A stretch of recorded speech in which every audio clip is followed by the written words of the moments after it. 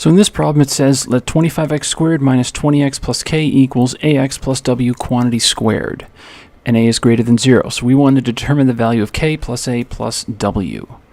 So if we write this out, 25x squared minus 20x plus k equals ax plus w times ax plus w. So now we'll expand this out. So we have a squared x squared plus awx plus awx plus w squared. So we have a squared x squared plus 2awx plus w squared. Now, looking at what we have, this is the x squared term. So based on that, we know that a squared equals 25. So a has to equal 5, not negative 5, because the problem tells us that a is greater than 0. So that means we figured out what a is equal to.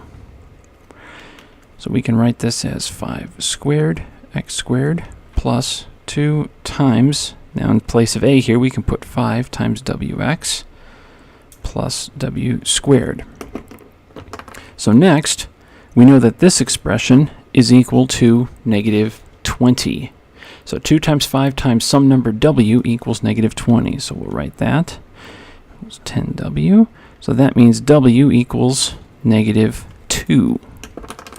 So now we can rewrite this as 5 squared x squared minus 20x plus negative 2 squared. So that means 25x squared minus 20x plus 4.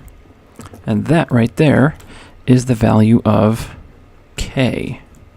So what do we want? We want k plus a plus w. So k plus a plus w.